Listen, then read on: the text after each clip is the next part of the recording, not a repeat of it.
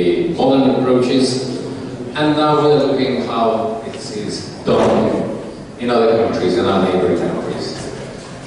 First of all, of course, from Italy, Marco Mantini, the military cemeteries in Friuli Venezia Giulia, from World War I to today.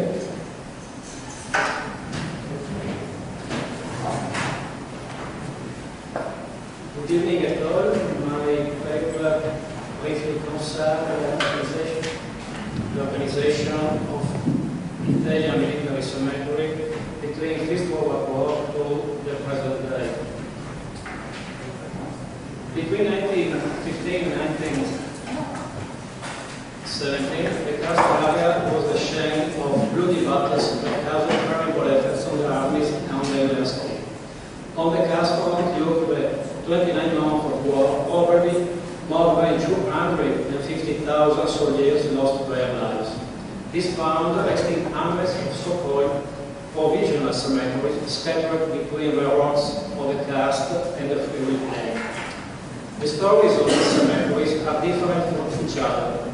At the beginning of the conflict, the civil cemeteries hosted the first dead soldiers in the rear of the Karst front. However, the cemeteries hosted the first dead soldiers. However, the cemetery, or adjacent to them, were hospital, soon filled up and were very expanded. Subsequently, due to the proximity to the active centers, it was preferred to build cemetery intended exclusively for the military. Some of them were equipped with chapels and monuments made by active soldiers, and today there are still some excellent examples in Aquileia and Partello. However, most soldiers lived near the front lines, or not far from the first aid post, and were buried where they died. Thus it was that the Karst became a huge cemetery, dotted with hundreds of burial places that during the conflict were abandoned by military units or damaged by fighting. It became difficult to recognize both the burial places and the fallen soldiers. Only from October 1916, the Italian army, thanks to the Society of Soča River San Martino, severely organized the cemetery management, especially on the battlefield.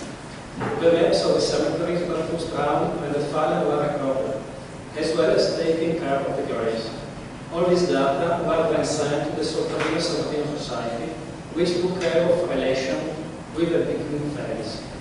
After the war, the Soča River San Martino Society continued its work by proposing to the Ministry of War a program for the arrangement of military cemeteries. With the history of Saint-Germain, the states involved in the conflict also undertook to take care of military cemeteries present on their territories, even if they belonged to the opposing camp. With the signing of the Treaty of Rapallo in November 1920, Italy assumed responsibility for the cemetery in the area of the former Isonzo Front, and therefore also for the Karst Region. On 1990, was established the National Commission for Honors to the Military of Italy and Allied countries during the war. The main task of the Commission was to find all the burial places on the territory of the former battlefield, recognizing fallen and transfer their mortal remains. In this way was born the cult of the fallen in war. The cult of the fallen, represented by the unknown soldiers, concerned various aspects of the public and private life of Italians. The desire to remember and honor the many Italian victims of the conflict were so powerful as to involve politics, institutions, and public opinion. Then, committees were brought to honor the victims of the conflict in various forms and to remember military victories. For example, in the early 1920s, a private committee proposed to build on Mount San Michele a huge monument dedicated to the Italian infantrymen, also serving as an monument. However, fascism changed the register. It dictated new aesthetic and content standards. The tone will be nationalist and military. There was no pity towards violence, because now, death in battles was to be glorified. In short, the war and its victims began to be mythologized. The winner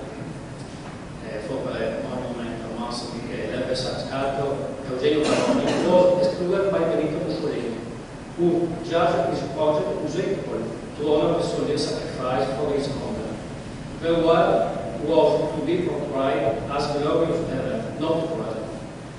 The Minister of War, on the other hand, proposed and made the so-called monumental areas in the early 1920s. These were four battlefields that entered the history and the Italian myth of the First World War. Of the four, two have been identified in the front area where the bloodiest fighting took place. I refer to Mount San Michele and Mount Sabotino. The first in the Karst area, the second not far from the symbolic city of Kobarid.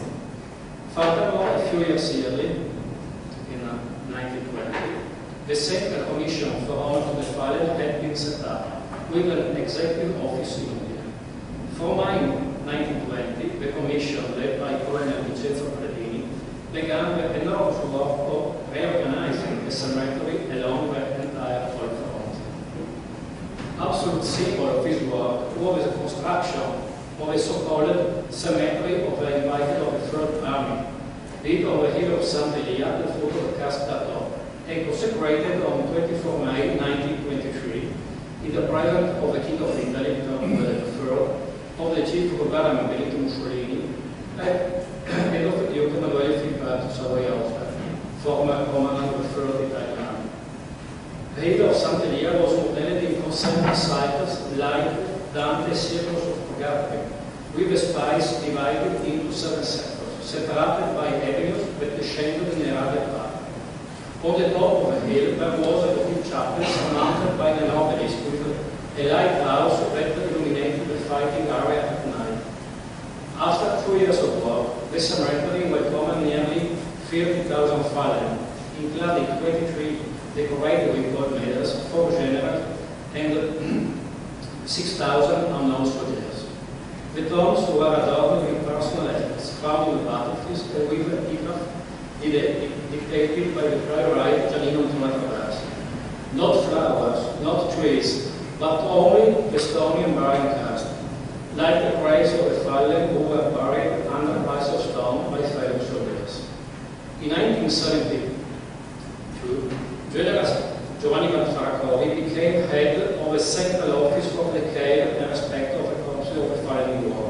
Already, the following year, he proposed a program for the definitive arrangement of Italian military cemeteries. His plan included the collection of soldiers buried in a multitude of small provisional cemeteries and their transfer to large monumental ossuaries. The works had to be started systematically as early 1930, at the expiry of the lease contracts of the existing provisional cemeteries.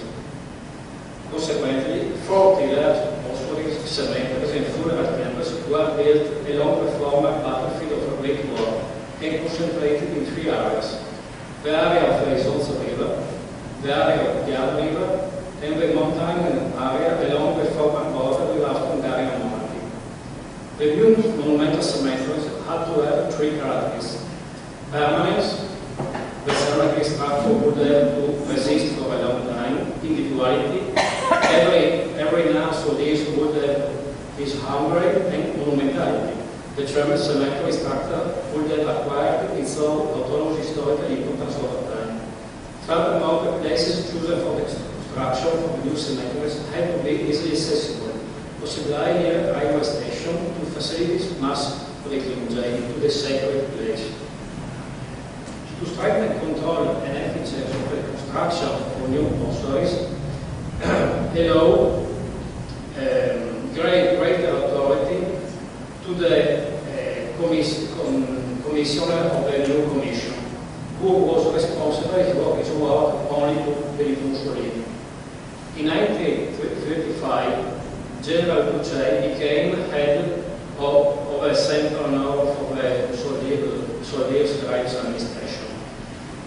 With the architect Giovanni Gleppi and the sculptor Gianni Castiglioni, he set up the most valuable observers of the fascist period. Gleppi and Castiglioni became famous with the ossuary of Montegatta, and then had the monopoly of the design of ossuaries in the 1930s. In this period, the ossuary of Puglia was also erected, one of the 3 Italian ossuaries in the area of the Isonzo Front with Kobarid in Yugoslavia, and actually is the largest Italian military cemetery.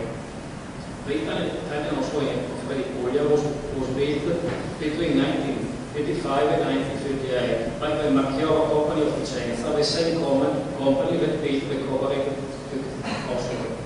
The building is characterized by 22 huge stone steps that rise toward the first stage of the Karst. Behind the front plates are the mortal remains of over 100,000 Italian soldiers, of which over 60,000 are unknown. They were exhumed from the nearby cemetery of the Hill of Santeria and from several dozen of provisional cemetery in the Karst area. The Liguria was consecrated on 8 September 1958, together with Yugoslavia, on the occasion of the visit of the Prime Minister Mussolini to the Venezia, on the occasion of the 20th anniversary of the victory. In the same days, the Auschwitz Caporetto was consecrated. After the Second World War, with the Paris history of 1947, Italy lost, among others, the territories of the Upper Isonzo Valley, the Vipava Valley, and part of the Karst Plateau, with all the war cemeteries that are existing. However, according to international agreements, Italy, with the General Commissariat for Honors and the Fallen, the so-called Honor Caduti, this will bring management and maintenance, together with the other military cemeteries existing of a national territory and in other foreign states. Honor Caduti is divided into 7 directions by military memorial.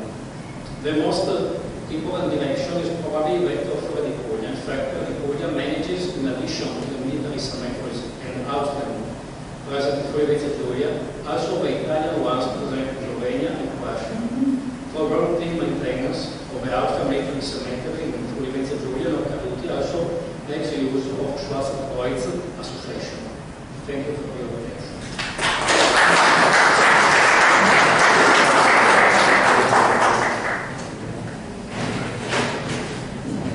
Thank you.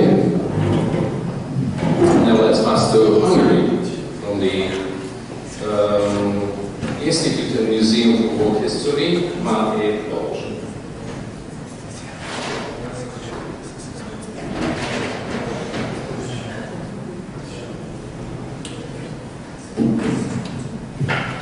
So first of all, greetings to you all. I am very happy and I'm very honored to be able to represent my institution here at Kobarid, and I am very thankful for the opportunity for the Walk of Peace Foundation. Thank you very much, and I would also like to greet you in the name of our Commander, Colonel László, who would also wish to be here, but you have to be sufficient with me for this endeavor. So what I wish to talk about is a decade-long effort to accumulate information, data, and make it accessible for the Hungarian public about the Hungarian losses, military losses in the First World War during the Great War. So I would like to venture you into how this online database came to be, and also about what were the ups and downs with this whole endeavor, to learn from it, because we have to learn from it all the way through when we were faced with many challenges. So first, let me tell you about the whole problem when it came from it, was that we only had a few estimation about Hungary's participation and losses during the First World War.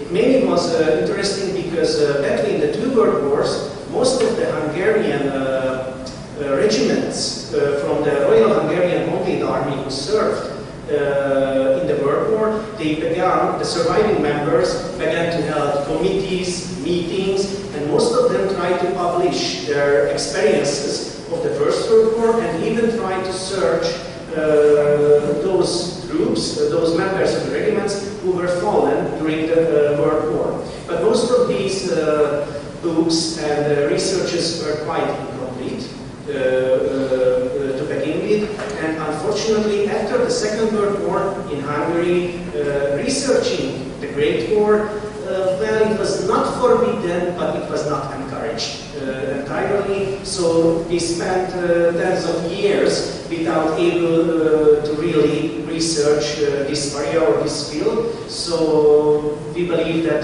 in the 21st century it was quite a time that we try to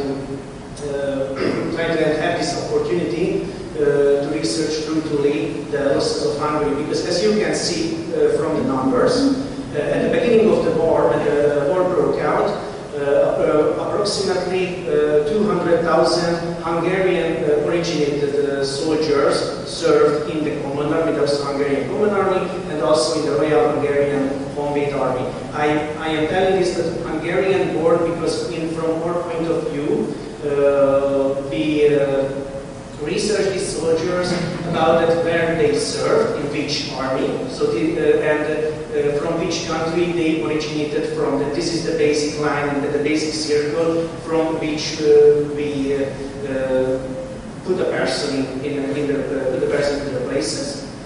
And as you can see that later on, when the first mobilization began, more than 1.5 to 1.6 million additional soldiers were moved in because, but this number was also insufficient. So during the war, the age limit was changed from 10 to 21 years of old to 18, and from 42 to 50 years of old. So there was a huge gap, and approximately at the end of the war, 20% of the population of the Kingdom of Hungary were mobilized in the war effort.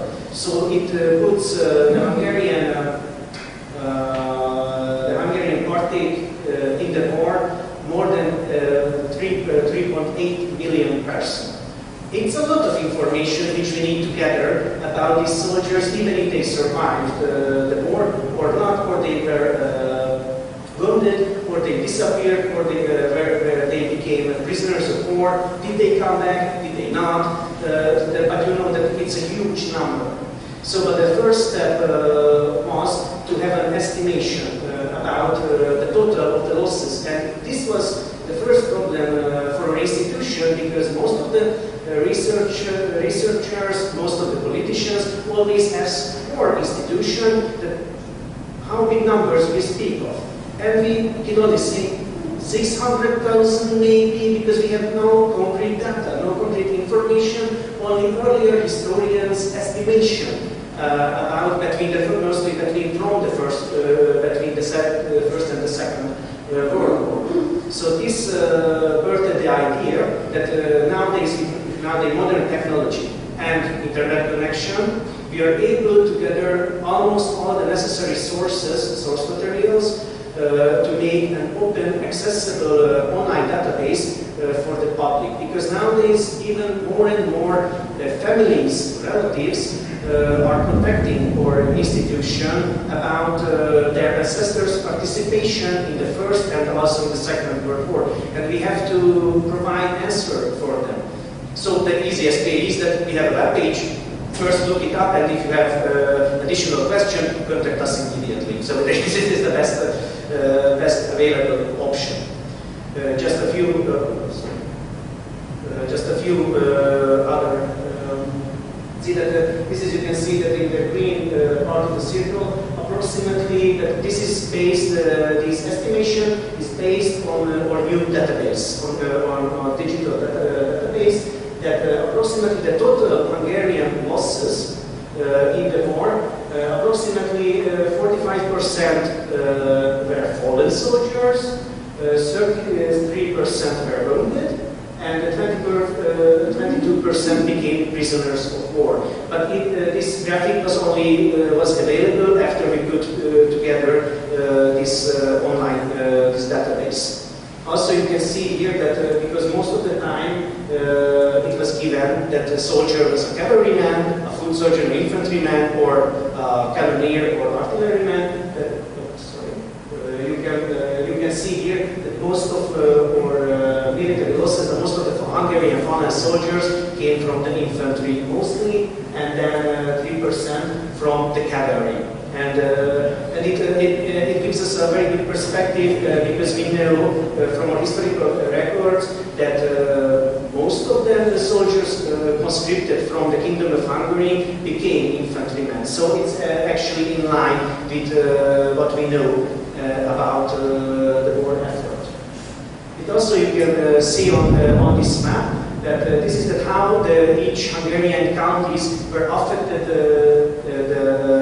by the war. That, as you can see, the darker the color, it means more soldiers died in that country during the war. As you can see, mainly in the country central lands, Budapest and central countries suffered the greatest loss of men during the war. But it was just only to show this about the opportunities which this new database present for us.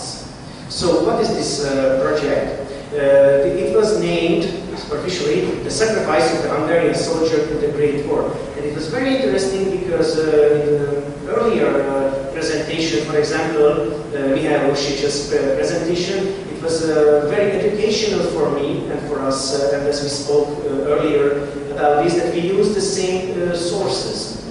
But it's very interesting that how Mr. Orsics want to use them, want to see them in relation with military graves, and we saw it a little bit differently because of the database and because of what was our goal, to showcase and gather data about the fallen soldiers, not immediately, but additionally to the war grave care. So it was very interesting. The first step which we took, it was collecting the necessary information from the cemetery registries. Actually, this project predated this special project because the Hungarian War Grave Care Department began this work in the early 2000s to gather the cemetery registries and try to find out in which cemetery holds Hungarian war soldiers. So actually this was the first step of this database. And then began the archival research, then our military archives began to put together the different military registries, necrologies, from different archives of Budapest, from Vienna, and from Bratislava mainly. So this was the second step, that we tried to hoard everything together and digitalize all of the pages. More on that a little bit later. And then, because our institution lacked the necessary manpower to digitalize the information work, we were very lucky because of the 100-year centennial celebration. The Hungarian Committee for the First World War was created in Hungary, and they founded this research, so we were able to outsource this menial task. So the groundwork, we were able to outsource to independent researchers, librarians, and so on. But when they finished their job, it was a monthly pencil. And so when they, in every month, every researcher, myself included, had to send into the military archives the work which we have done. And then the historians and archival research began to examine it and approve it or not.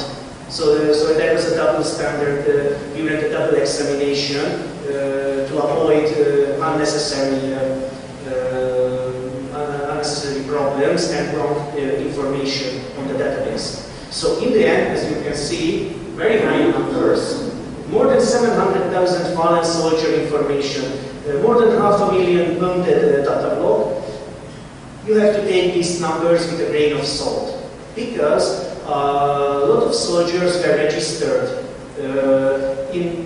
for example, in 4 different sources. So in the end, it was decided, because even if the soldiers were the same in the different source materials, each source material contained different information, or there were some problems or discrepancies between them. So it was decided in the end that we will put everything together. So we had 1.5 million data blocks in this online database, but for example, one person can appear in the research 5 or 6 times also, but slightly different information. But we can put together to a whole person's database.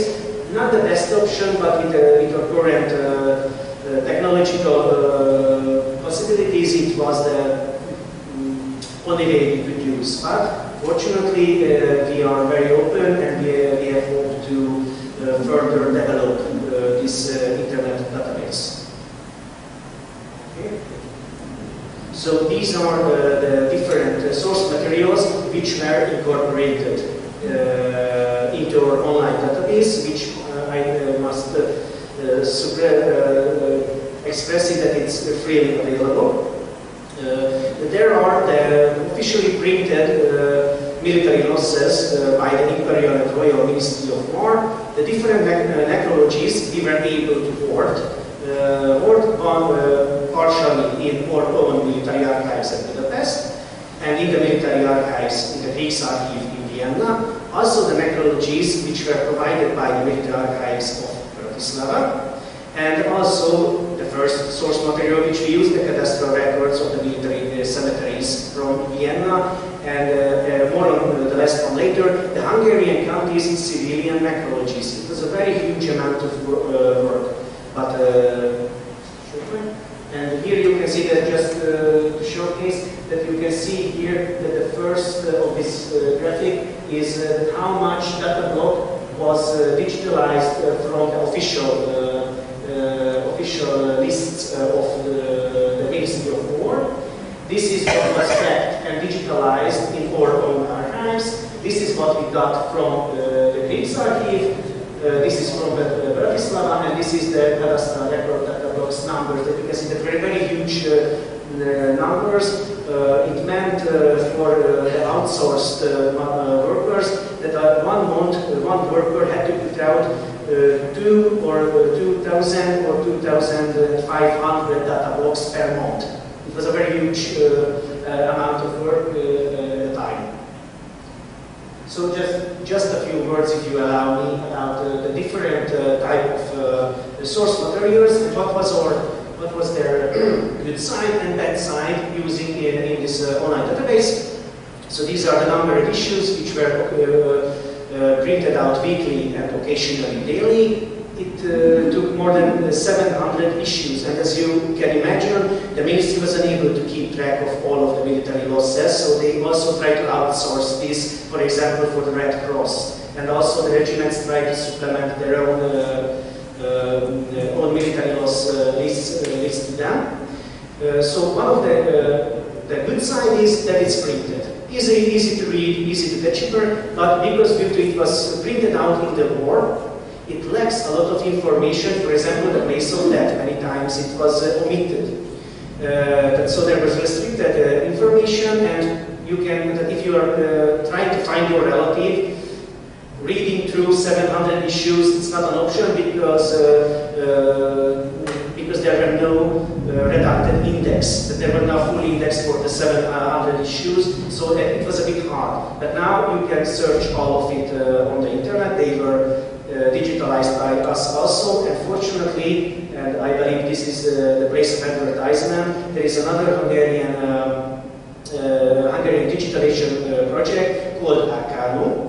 They are digitalizing mostly newspapers, books, and everything, and they also digitalize these official printed fabulous lists. So for a small monthly fee, you can be able to read all of them in a order. So it's and you can also search in them. So you can visit our website for the digitalized data, but you can see the original printings digitalized on this Akano website, for example, in Hungary. So this was one what we used. And also, as I mentioned you, that there are a lot of necrologies lying around in different archives.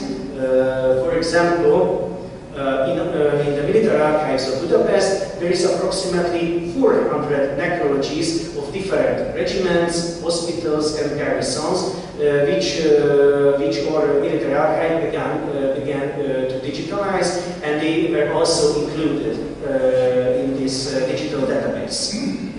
Actually, so as you can see that until 2015, 211 registries were scanned. It meant more than 600,000 photographs even, and then it began the digitalization project after that. From Vienna, we only researched and received those registries which had Hungarian connection, which had soldiers in them who were born in Hungary. So the others we left out due to the restriction of our founding and the purpose of this website.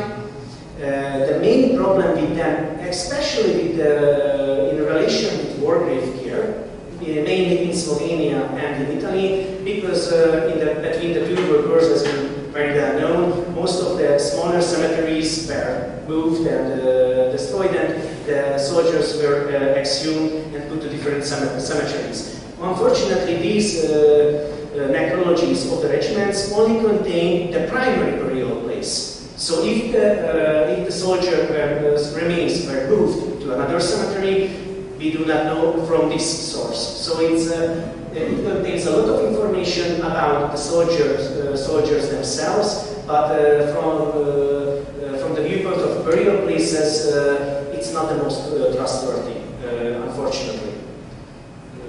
Just to see, for example, it's just a page from the 38th Infantry Regiment, and you can see that you can find a lot of information, but most of you very well know these type of sources. And of course, our Bible, I'm saying to Mr. Rusic, the cadastral records. This is why I believe it was good that we used a lot of different source materials, because as it was mentioned before, a lot of names were miswritten in these cadasters. But from the regiments, the registries of the regiments, we are able to put together two persons. Even if you have, for example, there is with a surname Kádár, it's written in Kodor, but the other informations are correct, and we know that his name is not Kodor, but Kádár, because it's a usual Hungarian name, last name used in our country, or the first name Gergely, Ferdinand, so there are discrepancies, but this is why, and as I told you, that the other source materials provide us wider view and the wider possibilities to correct the data and try to put together all of the information which we can from one soldier, but from almost from 6 source materials. It's not as easy as it sounds always, but as you may know. That it also contains a little less information in regards of the soldiers' occupation and birth year or anything, but we can find it in other registries. But from these cadastral records, we can know where he was buried, so that you can put one and one together. And this is what I wanted to show, because it's a partially independent database from our own, because during the research it was decided, and it was a cooperation between the National Archives of Hungary and our Institute and Museum of Military History, that most of the country's archives, who are under the supervision in Hungary of the National Archives of Hungary, that they began to work through all of the civilian registries, because a lot of family, mainly after the First World War, if they had no idea what happened with their sons, their husbands, their fathers, and just to put in a simple example, there was a wife that did not know what happened with his husband, and after the war it was legally accepted that if he went into the into the local authorities, he could have achieved that because his husband didn't come home for 3 or 4 years, then he's officially dead. So she can remarry. So, but this, thanks to that, we have an extra soldier, because in the civilian records they also put the military rosses if the local authorities knew about them. So it's an extra information. And what is the plus information? Because most of the military registries do not contain familial relations, no name of mother, no name of father. But here in the civil registries, most of the time the name of the parents are included. So it's again an extra information to one searcher, but from a different type. But it was a very huge work, because you know that from page to page to find everything. So all of the Hungarian county archives were involved in this project, and there was another problem, because we are only able to use the civilian registries of today Hungary, not the historical kingdom of Hungary, because those countries archives were unavailable for us as today. But still, it meant more than 1 million, if I remember correctly, more than 1 million data blocks also. So there was a lot of civilian records about military rosses in Hungary, but it can be found on a different website next to our website. In the future, we are hoping that the two will be put together to a complete whole. I know I overstayed my welcome, just a few other details that you can see here on the left, that which are the information which are presented on our website: the name, the rank, the pseudonym, the country of origin, the county, and so on. But for example, the necrologies of the regiments contain usually contain additional information: the cause of death, the religion, the civilian occupation, and also the marital relationship. These informations are not presented on the website, because from 1.5 million data blocks, we only have less than half of them contain this information. But if someone found their relatives in our database and contact us, we can provide this information, because it was also researched and digitalized, but it was not put on display. But if someone personally contact us, we can give away all the extra information. And also on the website you can see the archival source numbers also. And this is the best part for on our part. That if someone finds their relatives and they have additional information which they can provide with documents, then they can email us or send immediately a request for change of the database. So this online database is good for us, that we can collect new information countrywide, from the civilians who are open to us. So actually, a lot of people, when we open this website, a lot of Hungarian people who found their relatives sent pictures of the soldier, or said had a few changes, that it was not his mother name, or this was not his correct name, or the exact birth date, or something. That actually, with putting out this database, we were able to gather much more information which we had at the beginning. So, if I may say that this project will be, I believe, a never-ending story for us, to say the least. Oh, sorry. Too far. Okay. And also, just to showcase that we have other databases also the place of advertisement on our part. So that you can see that the first one is this First World War, Hungarian military loss website. The second one is actually a digitalized library. Most of the history of the regiments which were published between the First and the Second World War, and are not really available for the civilians, because they can only be found usually in our library and two more libraries in the country. A lot of these histories were digitalized and also free of charge and open for the public. So if you're searching for complete history of the different Hungarian regiments in the First World War, you can visit this webpage. Also, the third one is from the National Archives of Hungary. The fourth one is, which I mentioned before, which contains the famous lists, the official printed records. And the two last ones are actually related to the Second World War, because as you may know, our institution is responsible also for researching and maintaining the war graves and the military losses and history for the Second World War. And we also have online freely accessible databases. The first one, called Katonák Gulagon, it's about the Hungarian prisoners of war in the Second World War. We received a lot of source materials from the Russian authorities, which were digitalized and researched.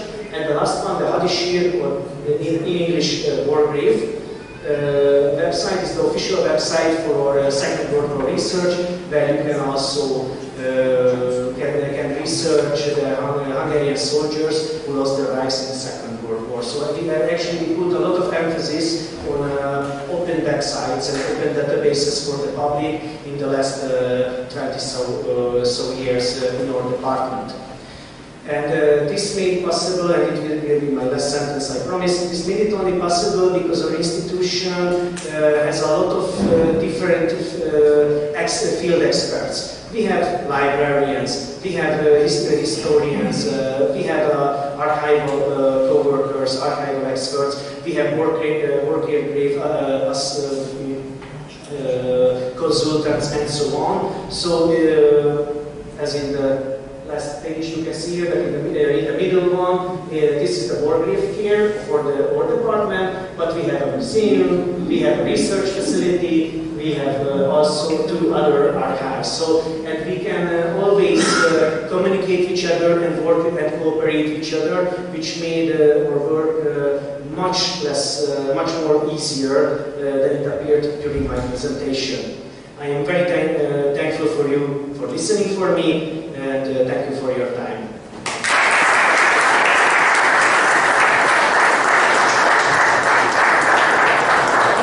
Thank you. And now Mr. Alvin Gotthard from the Österreichische Schwarzes Kreuz about their work in Austria.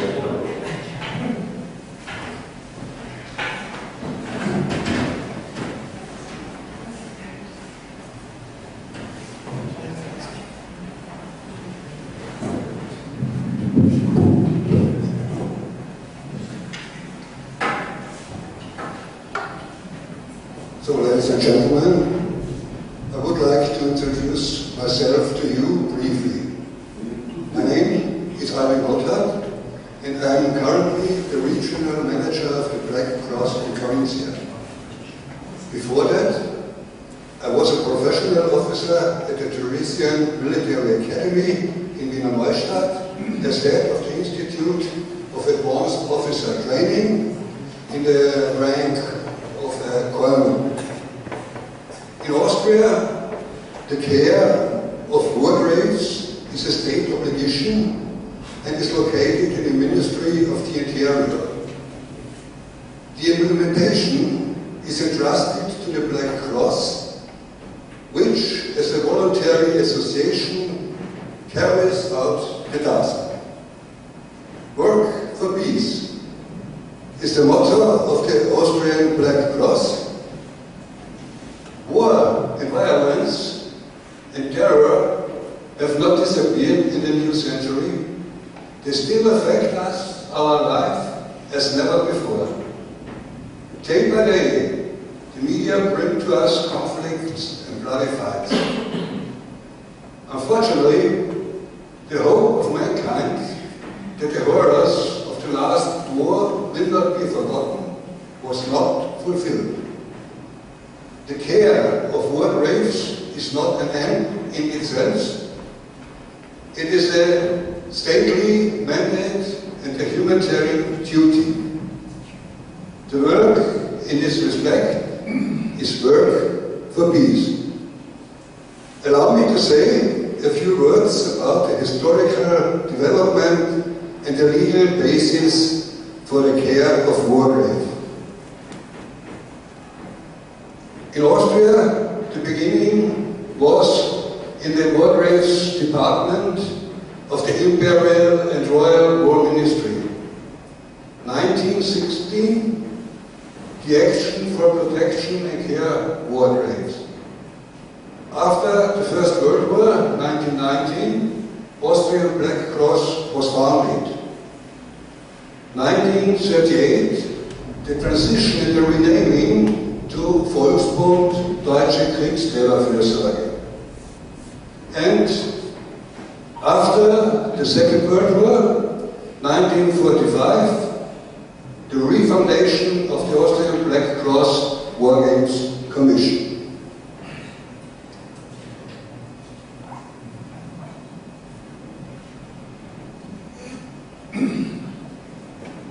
The legal basic for our work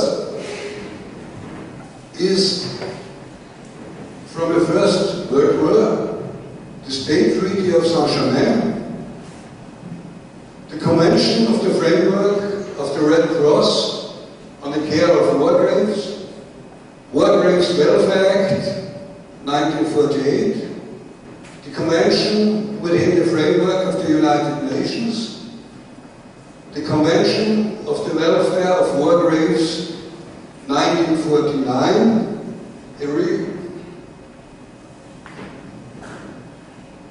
repeat of 1929.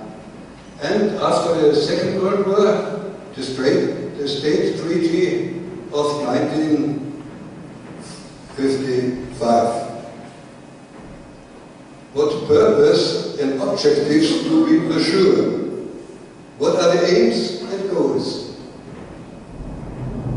In faithful and perpetual remembrance, the Black Cross visibly and emotively commemorates the war dead through its activities. In carrying out of this task, it contributes in a special way to the preservation and consolidation of peace, and thus fulfills the legacy of these dead to those living today and to future generations. For the Black Cross, this is a high-ranking humanitarian task and a long-term obligation, especially in the interest of the surviving close relatives.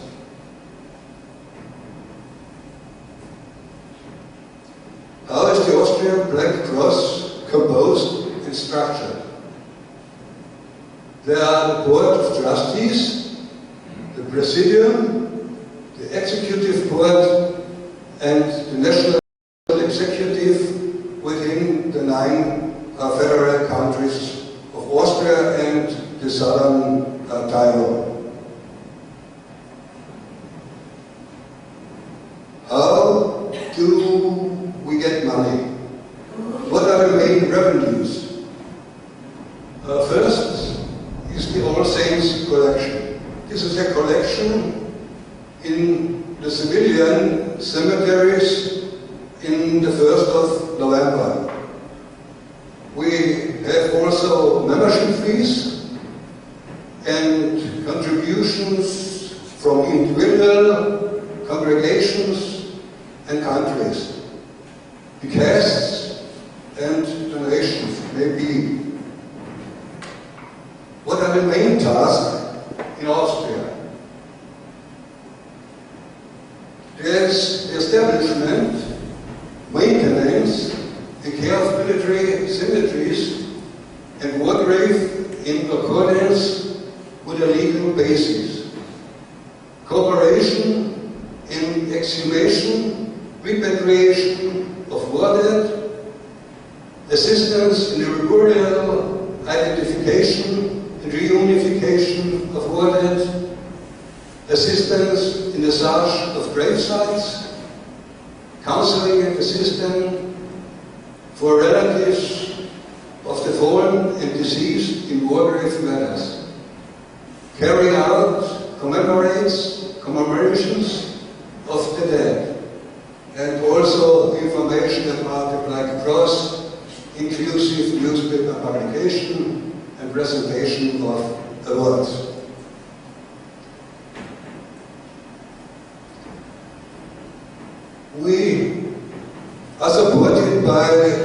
various organizations, municipalities, and the land of Carinthia, the Austrian armed forces, especially the training corps of Freiburg, an infantry battalion in Spital, an engineering battalion in Villach, Comradeship Association, Fire Brigades headquarters, vocational school in Völkermarkt, trustees, Red Cross, Defense Fighters Federation, and Mountain Rescue.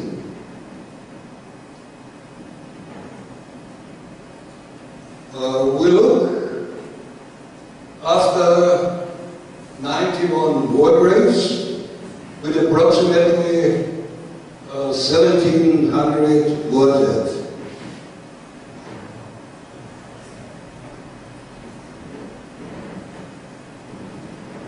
The mass of war graves of the First World War is located in the border area with Italy and Slovenia. There are many war graves in the Birkengebiet, you know, Birkenpass, Kreuzstraße. The individual war graves from the Carinthian defensive struggle and the Second World War are located in southern Carinthia. The mass of the victims of both wars are buried in the larger city cemeteries, in Spital, in Villach, in Klagenfurt, and in Wolfsberg, and prisoners of war and refugees are buried in Spital, Pfefferitz, and Wolfsberg.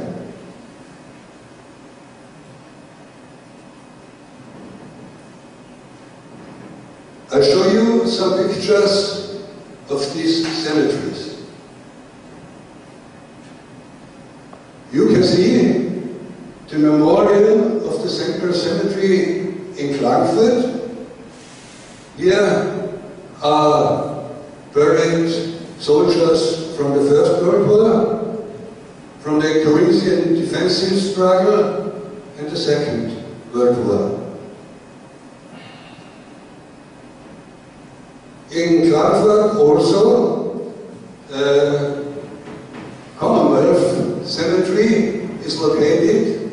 There are 8 foreign soldiers from First World War and 589 soldiers from the Second World War. There are soldiers from Great Britain, Canada, Australia, New Zealand, South Africa, and India. And in the middle of November, there are the diplomats and Gedenken of the dead.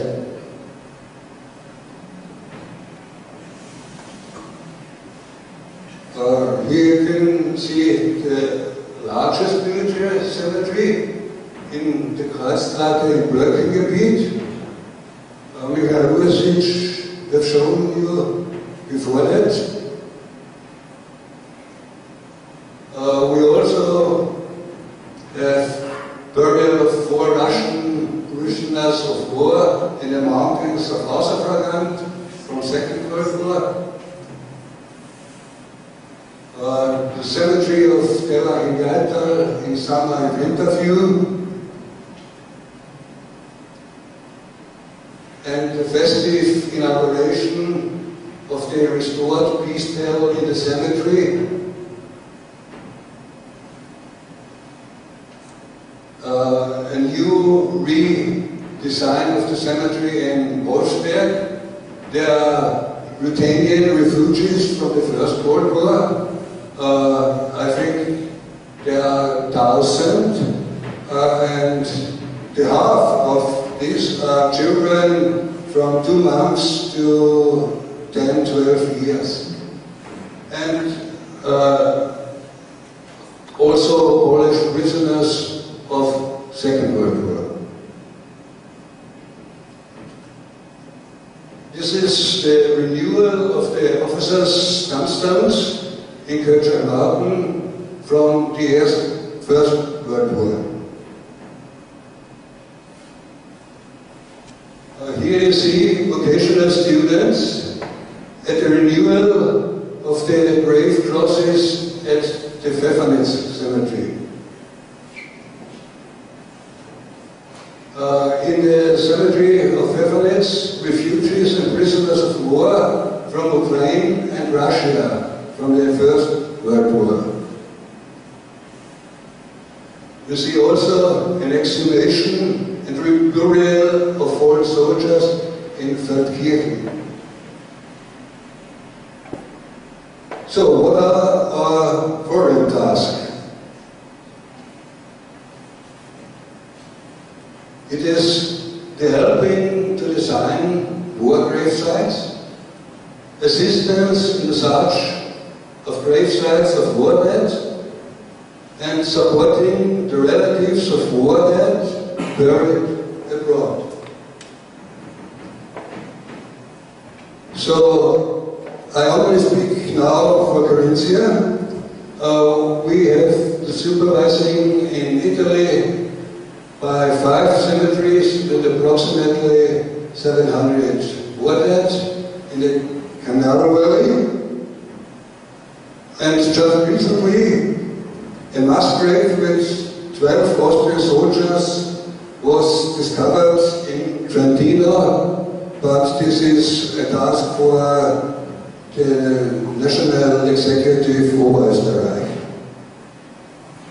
So in Slovenia, especially Western Slovenia, in Soča and Isonzo Valley, 50 cemeteries with approximately 220,000 war dead. Here you can see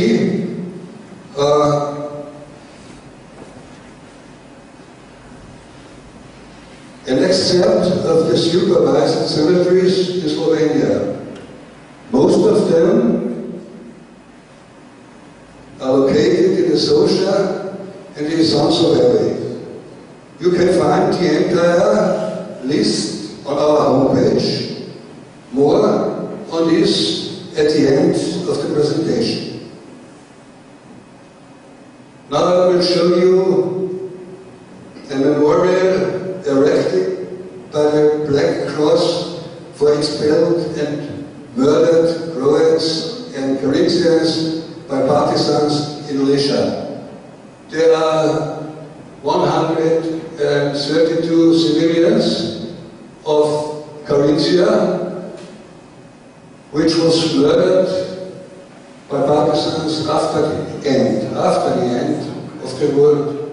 the Second World War.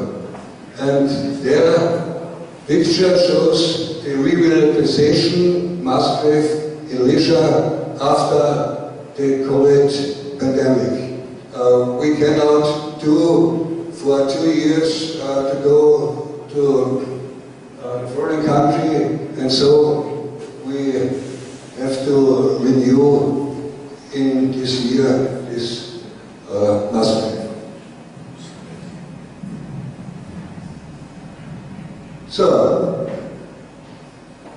finally, I would like to give you a few thoughts on the care of war graves and an outlook. A nation honors itself when it honors and respects its dead. Whether and how we care for the graves of the war dead is a measure of our culture. People of different origins, ethnicity, race, religion, ideology can only live together if they show understanding for each other. If we were to forget the war dead and leave their graves untended, we should exclude ourselves from the community of cultural peoples and lose our human dignity. The endless row of crosses are an urgent reminder for peace. Wargrave's work is an important contribution to international understanding and reconciliation.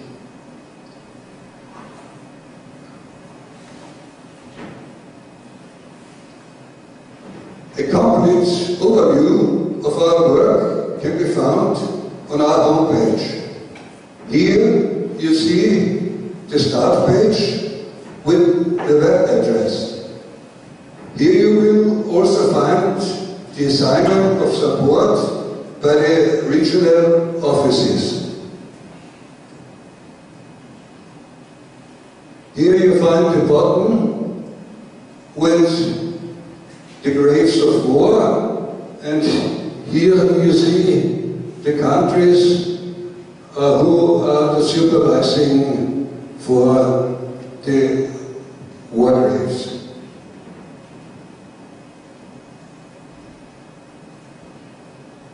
Especially from Slovenia, you see here the example.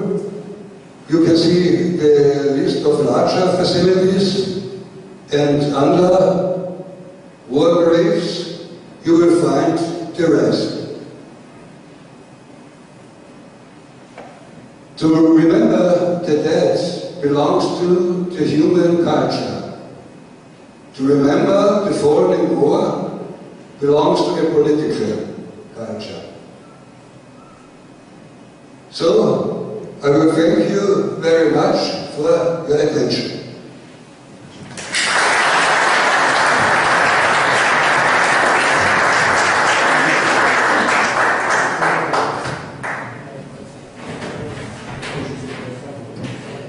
Thank you very much. And we have a very last contribution waiting for us. Let's see if we are online, because this one is a remote one.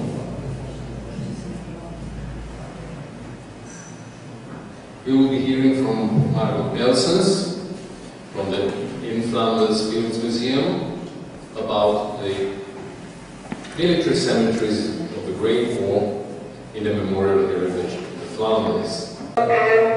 Before I elaborate on our project, I would like to first introduce our museum. The Flanders Fields Museum is located in Yper, in the impressive Vlothol. The city itself was razed to the ground during the First World War, and the museum strives to open up that history on a local, national, and also international level. Today we have become the reference point on the history of the First World War in Flanders and Belgium. The museum does not only emphasize the military historical perspective, but it also focuses on the social-cultural, economic, artistic, and above all the emotional impact of the war on all parties involved. And that means that we do not only pay attention to the soldiers who fought during the war, but also to the civilians, refugees, relatives, and others who suffered. The In Flanders Fields Museum presents those stories as the universal and contemporary message of peace, which is also an important social task, and it tries to fulfill that task in an inclusive and multilingual way. Next to that, the museum pays special attention to the contemporary landscape and urban environment as final witnesses, because long after the last veterans and even the last people who knew him personally have passed away, the landscape remains as one of the last witnesses. Therefore, we are one of the main partners in an overarching team here, organized by Westtour and Visit Flanders. It is called Landscapes Field Flanders Fields, and it strives to consolidate the strong reputation that was built during the 2014 and 2018 collaborations. Through a strong program of exhibitions, events, and experiences, which are created by different partners who work together in the framework of this team year. With those events, experiences, and exhibitions, they want to map the emergence of the commemorative landscape, especially that of the Flanders Fields region, in an attractive and meaningful way. Westtour and Flanders Field and Visit Flanders will coordinate a communal communication and marketing campaign to promote all these initiatives. The In Flanders Field Museum will carry out two projects.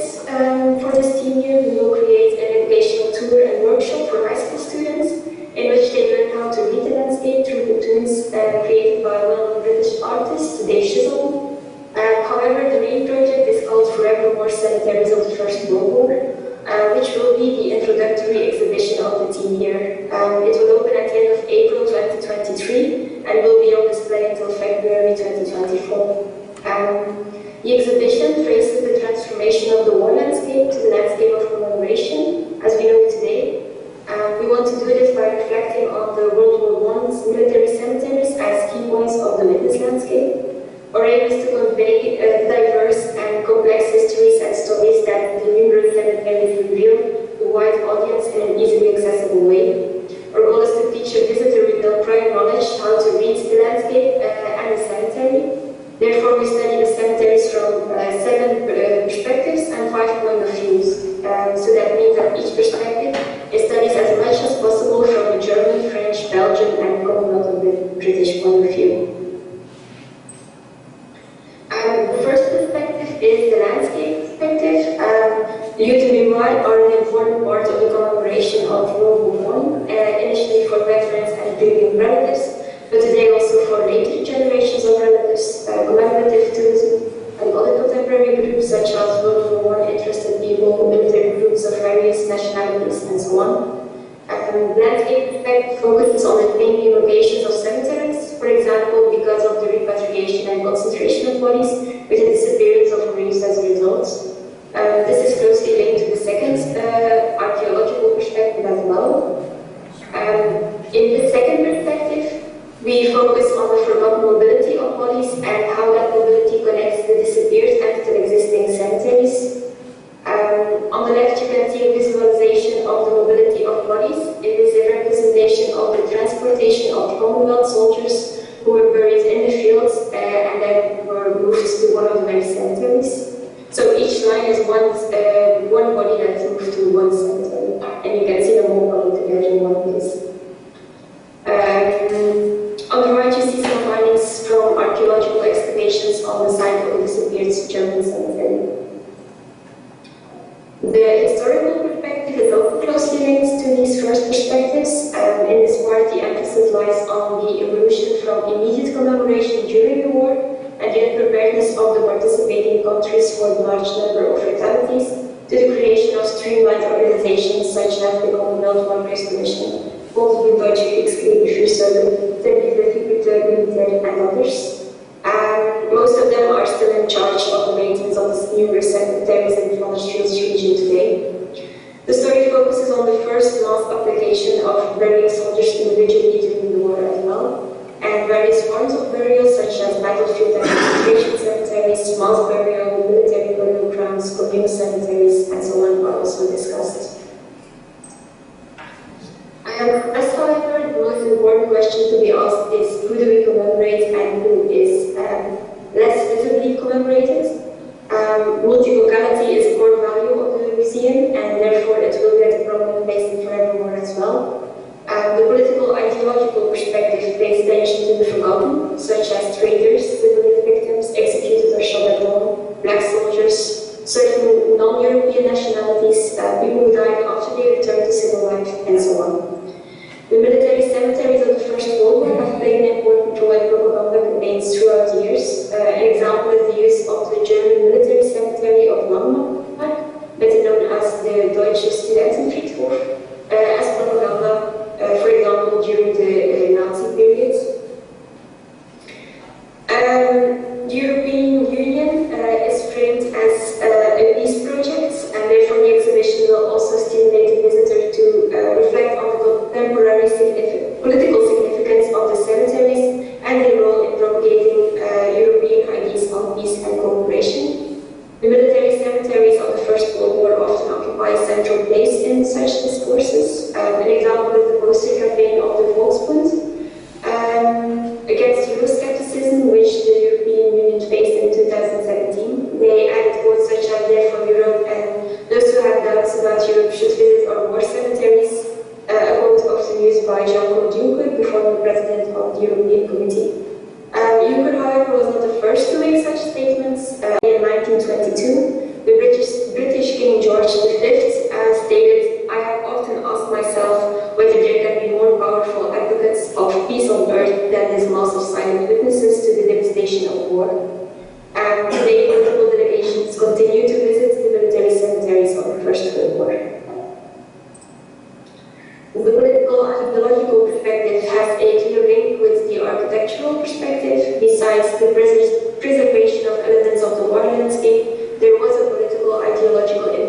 on the architectural choices as well. The question of why this architectural style was chosen is therefore a very important question to ask. Next to that, the exhibition also raises close attention to the evolution of the architectural style and its change in perception during the war until now. The various architects are linked to hidden gems in the landscape of farmers' fields, which encourages the visitors to explore the landscape themselves. A visit to a military cemetery occupies a prominent place in a visit to World War I in the Flanders region. Already during and shortly after the war, pilgrimages play an important part in the mourning process. For example, a train ride for certain relatives of French fallen soldiers to their grave in a military cemetery was free. Remembering a deceased person in a war context quickly takes on a public aspect as well. Today, long after the relatives who knew the fall personally have passed away, that public commemoration dominates. The tourist perspective therefore not only focuses on these pilgrimages, but also outlines the transformation from private to public commemoration. Attention is paid to the evolution in the naming of this kind of visits, from battlefields tourism to commemorative tourism as well. Finally, the last perspective is the personal perspective. Just like in the permanent exhibition of the museum, and in addition to the inclusiveness, personal stories occupy a prominent place in everyone. These stories will be told throughout the whole presentation, and in addition to the personal stories, this perspective also focuses on the emotional importance of burial for religious reasons, but also in the grieving process for both the Isonzo Front and the morale of the other group. As is clear from the descriptions, the 7 perspectives are very closely linked to one another. That is why it is important that the exhibition has a very logical structure, in which these perspectives are mixed into one logical, easily accessible story that is presented to a very broad audience, because the majority of the visitors will have no prior knowledge about the military cemeteries. Currently, we are still working on the design, but I would love to take you through our first proposal. So the exhibition is divided in 4 parts: the grave, the cemetery, the cemeteries, and the landscape of commemoration. In each part, a combination of objects, art, photographs, film, and multimedia will be presented. At the entrance, the visitors will encounter large screens. In front of one of the screens, a single grave marker will be presented. For the moment, we have selected the grave marker of the German soldier Emil Gozman. On the other screen, a short introductory text will be presented. The visitors enter the exhibition by walking in between the screens, which brings them to the second part of the exhibition, the cemetery. In this part, the icon of this exhibition will be presented, a large model of cultivated British cemetery. Alongside the model, 12 buttons will be placed with some text. Each button will highlight a different part of the cemetery, for example, the absence of the stone of remembrance, the bridge, the Indian graves, the World War II graves, and so on. That way, the visitors quickly and easily learn about the anatomy of a British cemetery. Since it is an atypical cemetery, it allows us also to develop the idea that every cemetery is the same. Here the sketch still shows an imaginary moment in time, right before the cemetery was finished. In the final model, it will be the cemetery how it is today. Along the cemetery walls that are created and aerated concrete, different topics are explained, such as how they commemorated war deaths before 1914, the pilgrimages, the architects' commemoration through the years, starting during the war up until today, repatriation, and so on. But also the personal story of Ivan Lotfi will be included in this part. In March 1915, the Grave Registration Commission had come to being under the leadership of Fabian Bear, and their mission was to record the positions of graves of fallen soldiers and to ensure that they were, as far as the military situation permitted, adequately marked and cared for. By May, it was decided that the Commission should seek the services of 3 professional photographers to meet growing demand from bereaved relatives for photos of graves. Ivan volunteered for the task, and within a week France. At the moment we are in touch with his great-great-nephew, who still has a lot of his attributes in his possession, as you can see in the pictures. The second part of the exhibition has a very British perspective, or Commonwealth perspective. We want to pay attention to the other nationalities in the third part.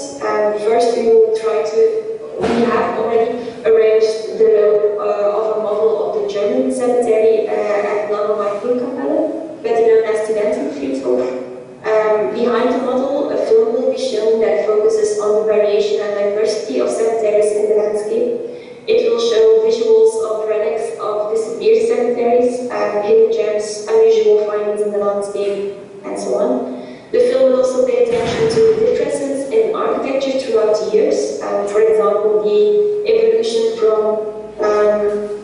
beautifully organized and decorated German cemeteries who were present in a large amount in the landscape during and shortly after the war, to the far more abstract German cemeteries we still have today in the French region. Along the sides, the setup will focus on the political ideological meaning of the cemeteries, the architecture and the use of cemeteries and propaganda. On the other side, there will be a display of archaeological findings of excavations on the site of the disappeared German cemetery in the neighborhood. Next to that, we want to create maps that visualize the concentration movements after the war in an easily understandable way, as seen earlier in this presentation.